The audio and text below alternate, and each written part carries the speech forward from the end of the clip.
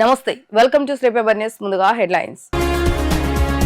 Green energy hub గా రాష్ట్రం వీలైనంత త్వరగా పోలవరాన్ని పూర్తి చేసి జాతికి అంకితం చేస్తామన్న సీఎం చంద్రబాబు నాయుడు.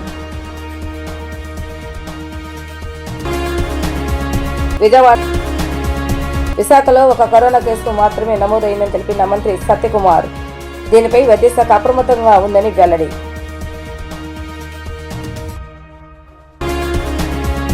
2019-24 మధ్య ఏపీలో భారీగా విధ్వంసం జరిగిందని ముఖ్యమంత్రి నారా చంద్రబాబు నాయుడు అన్నారు. వైఎస్ఆర్సీపీ చేసిన విధ్వంసం నుంచి రాష్ట్రాన్ని గాడిని పెట్టాలంటే 10 ఏళ్లు పడుతుందని అన్నారు. టీడీపీ ప్రభుత్వం రాగానే రాష్ట్రాన్ని పునర్నిర్మిస్తానని ఎన్నికల్లో హామీ ఇచ్చానని గుర్తు చేశారు.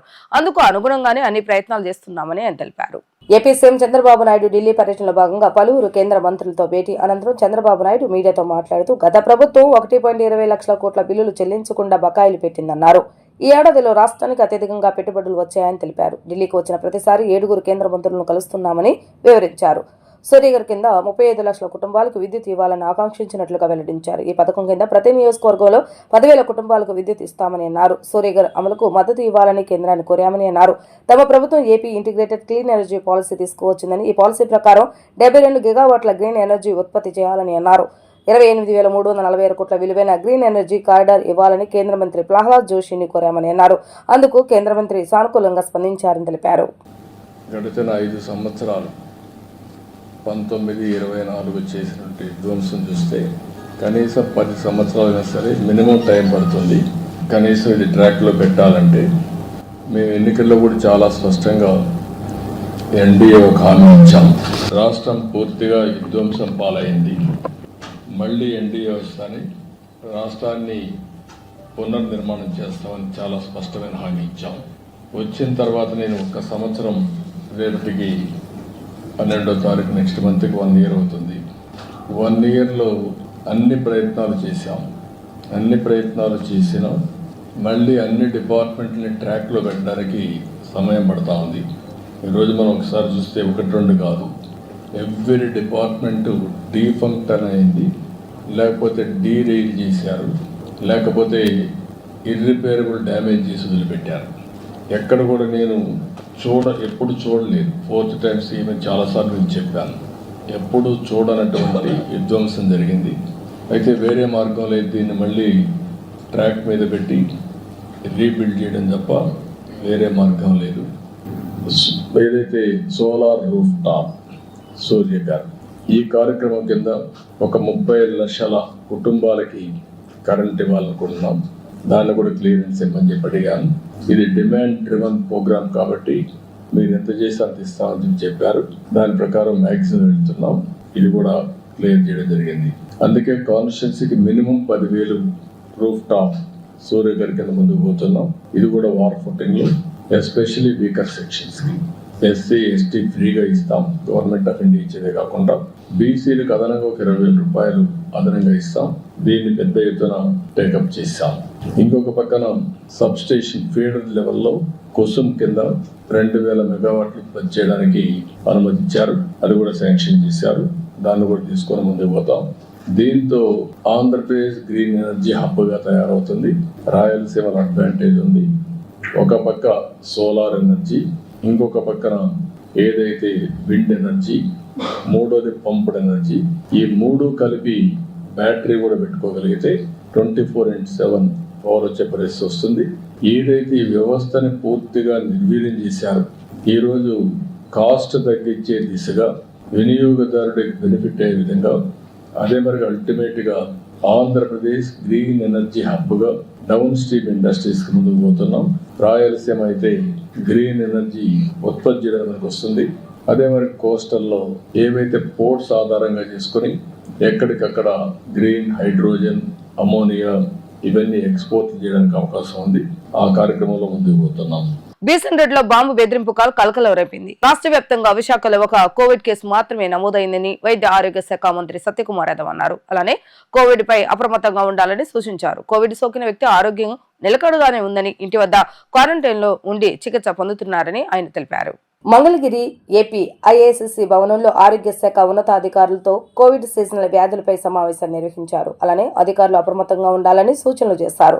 ప్రజలు కోవిడ్ పై భయపడవలసిన అవసరం లేదని అన్నారు. కోవిడ్ సోకిన వ్యక్తి విదేశాలలో పర్యటించలేదని, ఎలా కోవిడ్ వచ్చిందన్న అంశంపై ఆరా తీస్తున్నామని తెలిపారు. సమీక్షలో వైద్య శాఖ ప్రత్యేక ప్రధాన కార్యదర్శి కృష్ణబాబు, ఆరోగ్య శాఖ commissioner Veerapandian, secretary health director doctor Siri, Aarogyasri ఈఓతో పాటు పలువురు ఉన్నతాధికారులు పాల్గొన్నారు.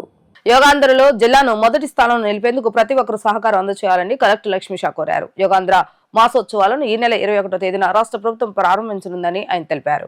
నగరంలోని కలెక్టరేట్ లో ఏర్పాటు చేసిన విలేకరుల సమావేశంలో కలెక్టర్ లక్ష్మీ షా మాట్లాడుతూ జూన్ 21వ తేదీ వరకు రాష్ట్ర వ్యాప్తంగా యోగాంధ్ర కార్యక్రమాలు కొనసాగుతాయని చెప్పారు. జిల్లాలో దాదాపు 10 లక్షల నుంచి 15 లక్షల మందికి యోగా నేర్పేందుకు ప్రణాళిక రూపొందించామని వెల్లడించారు.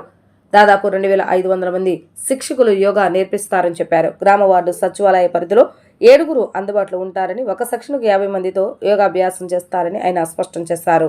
ఈ ఇంటర్నేషనల్ యోగా డే ఏదైతే 2014లో గౌరవ ప్రధానమంత్రి వారు యునైటెడ్ నేషన్స్తో మీటింగ్తో ఈ డేని డిక్లేర్ చేసి ఉన్నారు. అప్పటి నుంచి ఇప్పటికి 10 సంవత్సరాలు అయిపోయి 11వ సంవత్సరానికి అడుగు పెడుతున్న నేపథ్యంలో మన రాష్ట్రంలో గౌరవ ముఖ్యమంత్రి వర్యులు ఆదేశాల మేరకు ఒక నెల అంతా మే 21 నుంచి జూన్ 21 వరకు ప్రతిరోజు వినూత్నంగా యోగా కార్యక్రమాలు చేసి మొత్తం రాష్ట్రంలో 2 కోట్ల మందికి కొత్తగా యోగా నేర్పించే కార్యక్రమాన్ని టేకప్ చేశారు. దీంట్లో భాగంగా మన జిల్లాలో దాదాపుగా 10 లక్షల నుంచి 15 లక్షల మందికి కొత్తగా యోగా నేర్పించే కార్యక్రమానికి మనం శ్రీకారం చుడుతున్నాము. దీనికి ప్రత్యేక జిల్లాధికారులని ఇన్ఛార్జిగా పెట్టడం జరిగింది.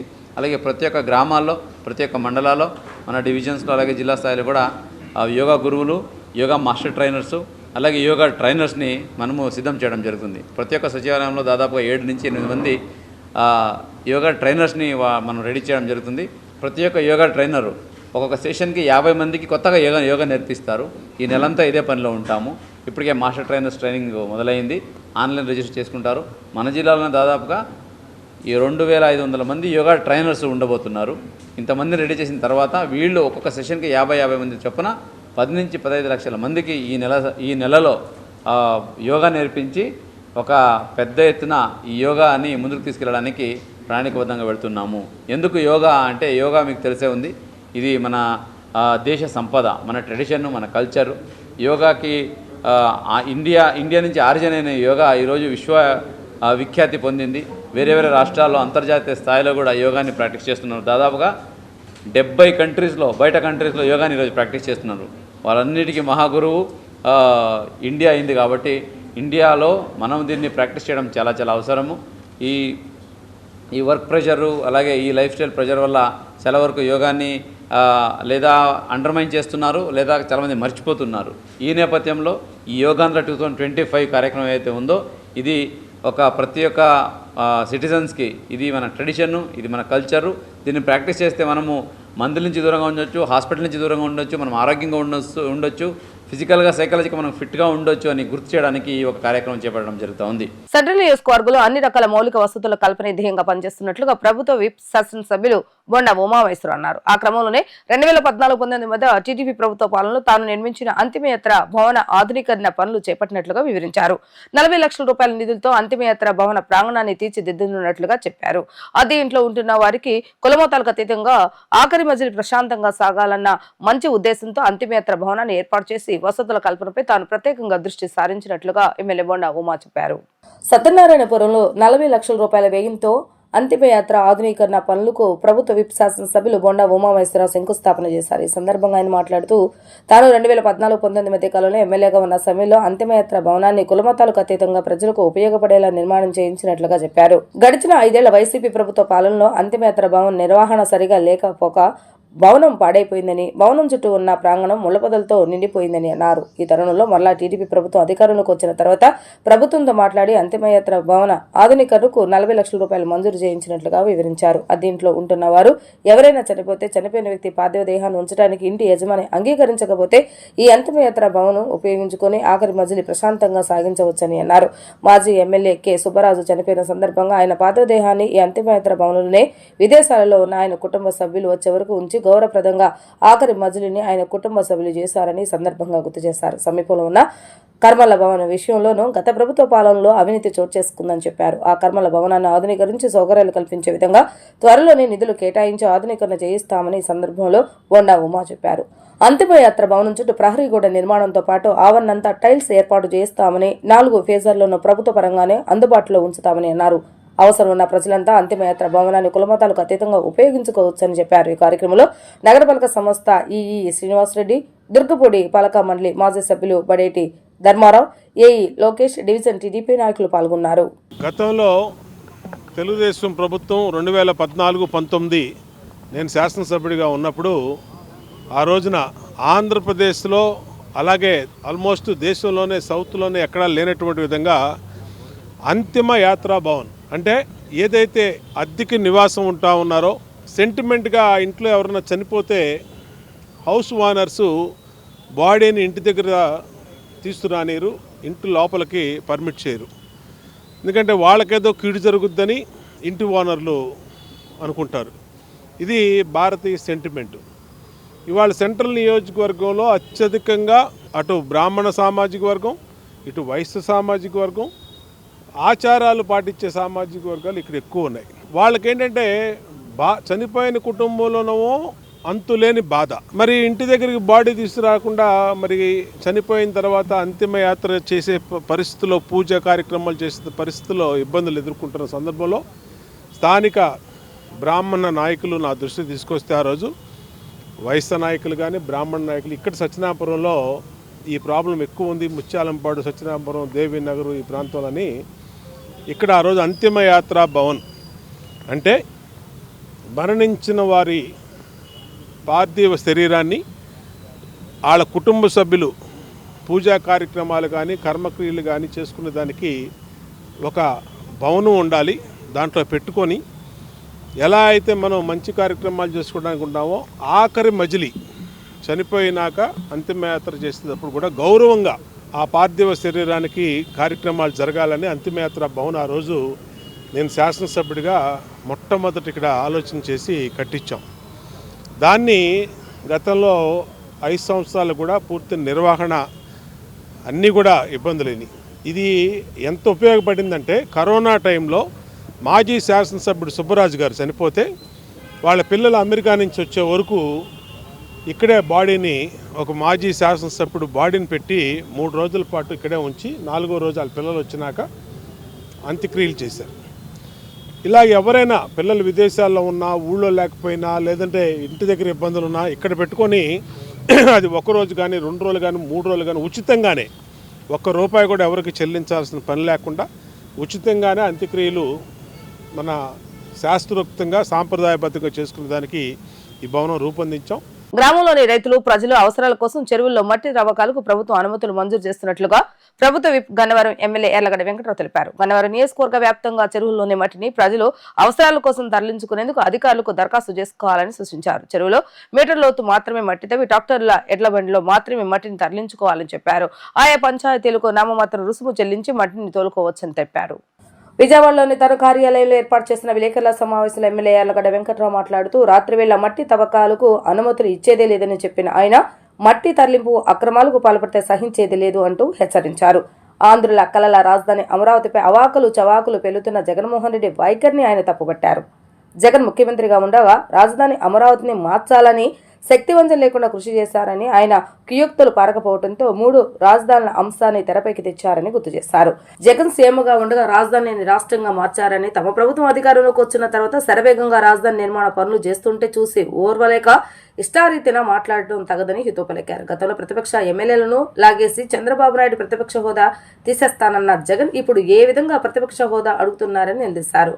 అసెంబ్లీ రూల్స్ తెలిసి అబద్ధాలు ఆడుతున్న జగన్ ఒకవేళ అసెంబ్లీ రూల్స్ గుర్తు లేకపోతే నిబంధన పుస్తకాన్ని 4 సార్లు చదువుకోవాలని జగన్ కు హితో పలికారు. చంద్రబాబు నాయుడు తనకు జరిగిన అవమానానికి నిరసనగా అసెంబ్లీని బహిష్కరించారని, అసెంబ్లీకి రాని జగన్ కు ఏ అవమానం జరిగిందని సూటిగా ప్రశ్నించారు.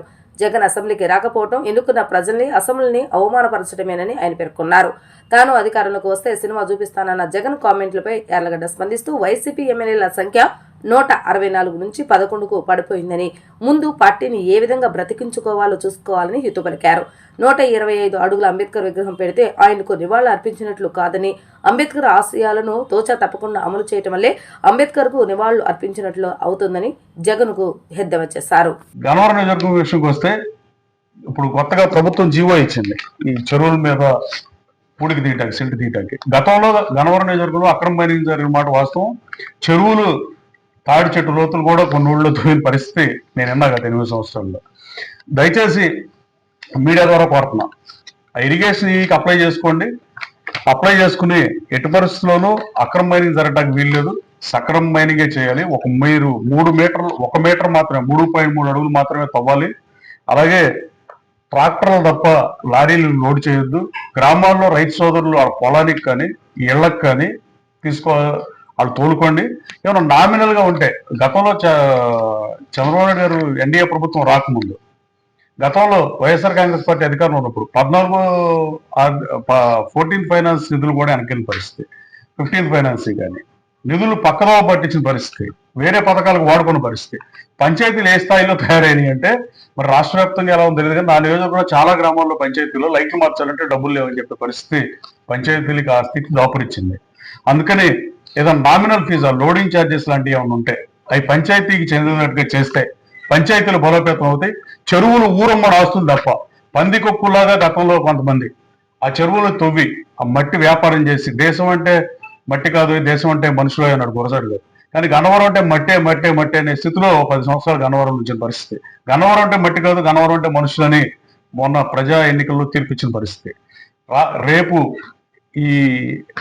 ఈ చెరువులు తవ్వుకునే వాళ్ళు ఎవరైనా గ్రామంలో రైతు సోదరులు కానీ ప్రజలు కానీ వాళ్ళ ఇళ్ల స్థలాలు మెరక చేసుకుంటా కానీ, లేదు వాళ్ళ పొలాల్లో మెరక చేసుకుంటా కానీ ఆ మట్టిని వాడుకోవాల్సిందిగా కోరుతూ ఆ దగ్గర అప్లికేషన్ పెట్టుకుని మీరు పర్మిషన్ తెచ్చుకున్న తర్వాత పంచాయతీలకు అధికారం ఇచ్చి ఎన్డీఏ నాయకుల పర్యవేక్షణలో అది జరగాలని నేను భావిస్తున్నా, అభిలషిస్తున్నా. వీటికి తప్ప మైనింగ్ ఆఫీసర్ ఎట్టి పరిస్థితుల్లో 3.3 అడుగుల కన్నా ఎక్కువ దొరికితే మీరు శిక్షార్హులే. చట్టం ముందు ఎవరైనా సమానమే. దయచేసి రైతు సోదరులు అవకాశాన్ని ఉపయోగించుకోవాల్సిందిగా, ఎందుకంటే చాలా గ్రామాల్లో వాళ్ళు మా ఇంటికి మట్టి కావాలని చెప్పి నా ఆఫీస్కి వచ్చిన పరిస్థితి. ఇప్పుడు ప్రభుత్వం జీవో ఇచ్చింది కాబట్టి దీని అవకాశాన్ని వాడుకోవాల్సిందిగా కోరుతూ, అలాగే పక్కన ఆ ఊరు దాటి కూడా తోలించొద్దు. మైనింగ్ కూడా పొద్దున్నే 6 దగ్గర నుంచి సాయంత్రం 5 వరకు 5:30 వరకు ఆపేయాల్సిందిగా మీ ద్వారా మాకు అనారోగ్య ప్రజలు కోరుతున్నా. ఇప్పుడు 125 అడుగుల అంబేద్కర్ గారి విగ్రహాన్ని పెడితే అంబేద్కర్ గారికి నిజమైన నివాళి అర్పించినట్టు మీరు భావిస్తున్నారు. నేనైతే అనుకోవట్లా. విజయవాడ నగరంలో 125 అడుగులు ఎత్తు అంబేద్కర్ గారి విగ్రహాన్ని పెడితే దానికి నివాళి అర్పించినట్టు నేను అనుకోవట్లా. ఆయన రాసిన రాజ్యాంగాన్ని అమలు చేస్తే అది నిజమైన నివాళి అంబేద్కర్ గారికి. అదే అంబేద్కర్ గారు 1952లో హిందూ యాక్ట్ బిల్ పెట్టాడు లోక్సభలో న్యాయశాఖ మంత్రిగా. ఆ హిందూ యాక్ట్ బిల్ వీగిపోయింది, దానికి సరిపడా ఓటింగ్ లేక బిల్ పాస్ అవ్వకపోతే రాజ్యాంగాన్ని రాసిన మహానుభావుడు ఆయనే సాంప్రదాయం పాటించి రాజీనామా చేశాడు. నేను బిల్ పెట్టి ఇది పాస్ అవునప్పుడు నేను మంత్రిగా కొనసాగడం ధర్మం కాదు. అది ధర్మం, చట్టం వేరు, ధర్మం వేరు. అవి జగన్మోహన్ గారు పాటించరు, సాంప్రదాయాలు పాటించరు. కైలాన్ సగ్దర్ బుక్ కొనుక్కుని ఆయన అసెంబ్లీకి రావాలని మీ ద్వారా కోరుతున్నా. ఆయన అసెంబ్లీకి వస్తే అసెంబ్లీలో ఆయన మేము చెప్తాం, ప్రభుత్వం సమాధానం చెప్తుంది. ఇవాళ 3 లక్షల కోట్లు ఉన్న బడ్జెట్తో అమరావతిని 50,000 కోట్లతో పనులు ప్రారంభించారు. అమరావతి ఎట్టి పరిస్థితుల్లో అజరామరం అవుతుంది. అమరావతిని ఫ్యూచర్లో ఎవరో కళ్ళలో కూడా రాజధాని మారుద్దామని ఆలోచన చేసే సాహసం కూడా ఎవరు చేయరు. ఇప్పుడైనా సూటిగా మేము మీడియా ద్వారా ఉంటుందా, జగన్మోహన్ రెడ్డి గారు అసెంబ్లీకి రావట్లేదు కాబట్టి మీడియా మిత్రులు మీరు అడగాల్సిన అవసరం ఉంది. ఇప్పటికైనా అమరావతి మీద జగన్మోహన్ రెడ్డి గారు స్టాండ్ ఏంటి? జగన్మోహన్ రెడ్డి గారు స్టాండ్ విత్ అమరావతి, లేదా మళ్ళీ ఫ్యూచర్ లో నేను పొరపాటున అధికారం 10 ఏళ్ళకో 15 ఏళ్ళకో 20 ఏళ్ళకి ఎప్పుడు వస్తే మరి 10 రాజధానులు చేస్తా, 15 రాజధానులు కడతా, ఈ రాష్ట్రానికి అన్నవసరం శ్రీనివాసం చెప్పదలుచుకున్నాడా, లేదు దీన్ని స్వాగతిస్తున్నాడా? ఈ చెప్పకుండా ఎంతసేపు ఆ స్కామ్ లో ఇది జరిగింది, ఆయన ఇలా చేశారు, ఈయన అలా చేశారు అనే మాటలు మీడియా మిత్రులు కూడా మీట్ ది ప్రెస్ ఏర్పాటు చేయాల్సిందిగా మిమ్మల్ని కోరుతున్నాం. ఆంధ్ర జింకానా క్లబ్ ప్రాంగణంలో క్రీడాకారుల అభివృద్ధి ప్రోత్సాహం దిశగా అనేక చర్యలు చేపడుతున్నట్లుగా క్లబ్ అధ్యక్షుడు కె రామదాస్ తెలిపారు. ఇప్పటికే క్లబ్ లో స్నోకర్, చెస్, షటిల్, బిలియర్స్ తదితర క్రీడల్లో క్రీడాకారులకు అందుబాటులో ఉన్నాయని చెప్పారు. తాజాగా క్లబ్ ఆవరణలో క్రికెట్ క్రీడాకారుల కోసం క్రికెట్ నేర్చుకున్న వారికి వీలుగా జింకానా క్రికెట్ టర్ఫ్ బాక్స్ నిర్మాణం చేసినట్లుగా వివరించారు. విజయవాడ గాంధీనగర్ సీతన్నపేటలోని జింకానా క్లబ్ ప్రాంగణంలో క్రీడా అభిమానుల కోసం ప్రత్యేకంగా ఏర్పాటు చేసిన బాక్స్ క్రికెట్ టర్ఫ్ ను క్లబ్ అధ్యక్షులు రామదాస్, సెక్రటరీ అప్పారావు లాంఛనీయంగా ప్రారంభించిన అనంతరం అతిథులు కొద్దిసేపు క్రికెట్ ఆడారు. ఈ సందర్భంగా క్లబ్ అధ్యక్షులు రామదాస్ మాట్లాడుతూ ఆంధ్ర జింకానా క్లబ్ ఎంతో చరిత్ర ఉన్న క్లబ్ అని అన్నారు. క్లబ్ ఏర్పాటైన నాటి నుండి క్రీడల వికాసానికి క్లబ్ ఆధ్వర్యంలో శక్తివంచన లేకుండా కృషి జరుగుతుందని అన్నారు. తాజాగా క్రికెట్ క్రీడాకారుల కోసం టర్ఫ్ బాక్స్ నిర్మాణం చేసినట్లుగా చెప్పారు. టర్ఫ్ బాక్స్ నిర్వాహకుడు శ్రీనివాస్ మాట్లాడుతూ ఆంధ్ర జింకానా సహకారంతో ఈ క్రికెట్ బాక్స్ ను ఏర్పాటు చేయడం జరిగిందని చెప్పారు. ఆంధ్ర జింకానా క్లబ్ చాలా ప్రాచీన సంస్థ అని ఎన్నో సంవత్సరాలుగా వివిధ క్రీడా కార్యక్రమాలను నిర్వహిస్తుందని తెలిపారు. ప్రస్తుతం క్రికెట్ కు ప్రాధాన్యత పెరిగిన నేపథ్యంలో యువతలో క్రియాశీలత పెంపొందించేలా ఈ బాక్స్ టర్ఫ్ ఏర్పాటు చేస్తామని తెలిపారు. అలాగే వేసవి సెలవులను దృష్టిలో ఉంచుకుని పిల్లలు యువత కోసం శిక్షణ తరగతులను ప్రారంభించనున్నట్లుగా చెప్పారు. పాఠశాల విద్యతో పాటు మానసిక ఉల్లాసానికి క్రీడలు ఎంతో అవసరమని అన్నారు. సరైన వేదికలు లేక యువత క్రీడాకారులు ఎదుర్కొంటున్న ఇబ్బందులను అధిగమించేందుకు ఈ క్రికెట్ బాక్స్ ఉపయోగపడుతుందని ఆయన అభిప్రాయపడ్డారు. ఈ కార్యక్రమంలో జింకానా క్లబ్ సభ్యులు వెంకట్రావు, ఆంధ్ర జింకానా కమిటీ మెంబర్ కృష్ణమోహన్ తదితరులు పాల్గొన్నారు. నా పేరు రామదాస్ కాసరనేని. నేను ఆంధ్ర జింకానా క్లబ్ ప్రెసిడెంట్ని. ఈ క్లబ్ యాక్టివిటీస్ సిటీలో పిల్లలకి ఎక్కడ వేకెంట్ సైట్స్ లేక చాలా ఇబ్బంది పడుతున్నారనే ఉద్దేశంతో క్రికెట్కి ఇక్కడ స్పేస్ అవైలబిలిటీగా ఉంది కాబట్టి క్రికెట్ ఎంకరేజ్ చేద్దామనే ఉద్దేశంతో ఈ cricket court, messed court, box court ఏర్పాటు చేయటం అయింది. దీని అందరూ సద్వినియోగం చేసుకుంటారని కోరుకుంటూ అందరికీ మరొకసారి థ్యాంక్స్ చెప్తున్నాను. ఈ విజయవాడలో ఆంధ్ర జింకానా తరపున క్రికెట్ బాక్స్ నిర్వహించడం అయింది. దీనివల్ల పిల్లలకి, స్టూడెంట్స్ కానీ చిన్నపిల్లలకు కానీ అందరికీ ట్రైనింగ్ చేయడానికి అవకాశం ఉంటుంది. ఇంకా స్పోర్ట్స్ వ్యవహారాల్లో ఇంకా ముందుకెళ్దామని ఆలోచనలో ఉన్నాము. చెస్సు, బిలియర్డ్స్, స్నోకరు, ఈ క్యారమ్స్, ఇవన్నీ దీనికి స్టేట్ కానీ డిస్ట్రిక్ట్ కానీ టోర్నమెంట్స్ పెట్టడానికి ముందుకెళ్దామని ప్రయత్నంలో ఉన్నాం ఆంధ్ర జింకానా తరపున. Thank you. గాంధీనగర్లో జింకానా క్లబ్ చాలా ఫేమస్ అండి. మా చిన్నప్పటి నుంచి మేము జింకానా క్లబ్లో ఆడుకోవడానికి ఎంతో ప్రయత్నం చేశాము. ఇవాళ జింకానా క్లబ్ కమిటీ వారి సహకారంతో ఈ బాక్స్ క్రికెట్ ఏర్పాటు చేయడం జరిగింది. దీన్ని గాంధీనగర్ చుట్టుపక్కల ఉన్న వాళ్ళందరూ కూడా కోచింగ్ నిమిత్తం కానీ 24 hours ఫెడ్ లైట్స్ కూడా పెట్టున్నాయి. 24 hours ఆడుకునే అవకాశం ఉంది. ఈ క్లబ్ కమిటీ సహకారంతో ఇంకా పక్కన కోచింగ్ కూడా ఏర్పాటు చేయాలని చూస్తున్నామండి. వాళ్ళ సహకారంతో ఆల్రెడీ ఇక్కడ జింకానా క్లబ్లో బిలియర్డ్స్, స్నూకరు, చెస్, క్యారమ్ బోర్డు అన్ని యాక్టివిటీస్ జరుగుతున్నాయి. ఇప్పుడు కొత్తగా బాక్స్ క్రికెట్ కూడా చేయడం జరిగింది. ఫర్దర్గా ఫ్యూచర్లో కూడా బౌలింగ్ మిషన్తో క్రికెట్ కోచింగ్ పిల్లలందరూ ఇది సద్వినియోగం చేసుకోవాలని కోరుకుంటున్నాం. ఫ్యూచర్లో క్లబ్ వారి సహకారంతో ఇవన్నీ జరుగుతాయని మేము ఆశిస్తున్నాం. జగన్పై గతంలో ఉన్న కేసులు వేరని, పూర్తి ఆధారాలతో ఉన్న ఇప్పటి మద్యం కుంభకోణం కేసు వేరని ఆర్టీసీ మాజీ చైర్మన్ గోనె ప్రకాష్ రావు అన్నారు. జగన్ జైలుకు పోవడం తథ్యమని, దాన్ని దేవుడు కూడా ఆపలేడని అన్నారు. మద్యం కేసుల పూర్తి వివరాలు అంబటి రాంబాబు, సజ్జల బొత్స, కార్మూరి నాగేశ్వరరావులకు తెలుసని వెల్లడించారు. మద్యం కేసులో 33 నిందితుల్లో 10 మంది అప్రూవర్గా మారారని గోనె ప్రకాష్ రావు తెలిపారు. ఏం చెప్పారు మీరు ఎన్నికల్లో? విడతల వారీగా మేమవుతుందో వచ్చే ఎన్నికల్లో సంపూర్ణ మద్య నిషేధంతో ఎన్నికలకు పోతారు. అటువంటిది 30,000 కోట్లు టర్న్ ఓవర్ ఎంత అవుతుంది 5 ఏళ్లలో ఇన్కమ్ చూపి రాబోయే రోజుల్లో ఈ డబ్బులతో మేము పే చేస్తామని only excise breweries corporation excise department తరఫున 30,000 కోట్లు అప్పు తీసుకున్నారు. మరి నువ్వు చెప్పింది సంపూర్ణ మద్య నిషేధం, రేట్లు హై చేసిన అంటే మధ్య తెరగుంది. ఏం చేసినావు? హై చేసినావు. మొత్తం చీప్ లిక్కర్ కదా. 100 రూపాయలు 230. సాయంత్రం 8 అయిందంటే 9 గంటలకే బంధు. అప్పుడు ఏదైతుందో ఈ స్టాక్ ఖతం అయిపోయింది. 330. అదే బ్రాండ్ చేంజ్ సేమ్ అదే తో ఈ విధంగా పబ్లిక్ లూట్ చేసారు. ఇప్పటికైనా ప్రజల ముందుకు క్లారిటీ సూటిగా జవాబు చెప్పాలి. ఎందుకు క్యాష్ వ్యాపారం చేసినావు? ప్రభుత్వమే హోల్సేల్, ప్రభుత్వమే రిటైల్, క్యాష్ చేయవలసిన అవసరం ఏంది? డిజిటల్ అంటే ఈ ఫోన్పేనా గూగుల్ పే ద్వారా నష్టము ఉందా? క్యాష్ వల్ల ఏం లాభం వచ్చింది ప్రభుత్వానికి? ప్రజా ప్రయోజనాలకు ఏం లాభం జరిగింది? Very clarity.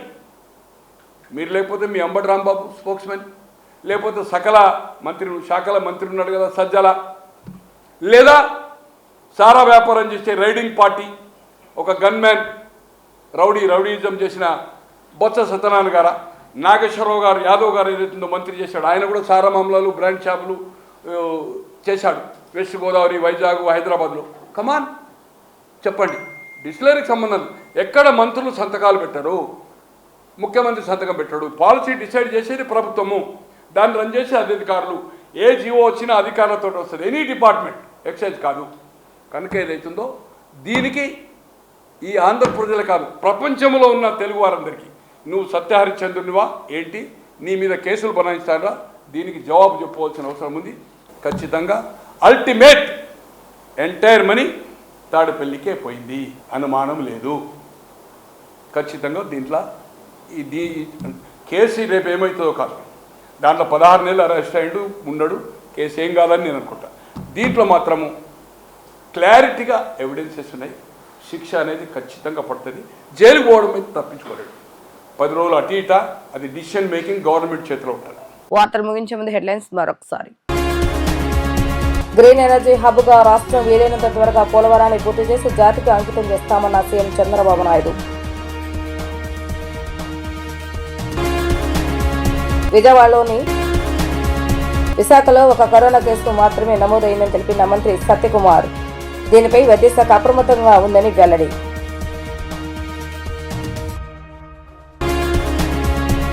ఇవి రోజు వార్తా విశేషాలు. మళ్ళీ తిరిగి ప్రసారమైన వార్తలు మళ్ళీ కలుద్దాం. అందరికీ సెలవు, నమస్కారం.